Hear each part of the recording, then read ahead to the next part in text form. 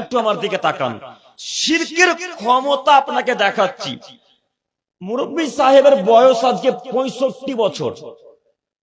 65 বছর যাবত যত সৎ আমল করেছে, যত দান খায়রাত করেছে, যত ভালো আমল করেছে, তাসবিহ তাহলিল জিকির আজকার দান খায়রাত করেছে, এই 65 বছর জীবনীতে তিনি যত সৎ আমল করেছে, আজকে এশার পর বা মাগরিব পর বা আজকে পরের দিন যদি ওই মুরব্বী সাহেব একটা শিরক করে বা আল্লাহর জায়গাতে কাউকে যদি বসিয়ে দেয়, তাহলে 65 বছরের যত সৎ আমল আছে সব সৎ আমলকে আল্লাহ তাআলা এখন কি করবেন বলেন, কথা বলেন, কেটে দিবেন।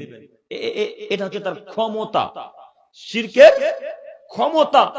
সঙ্গে সঙ্গে সব আমলকে আল্লাহ তাআলা নষ্ট করে দিবে, এটা তার ক্ষমতা। কোরআন মাজিদের আয়াত।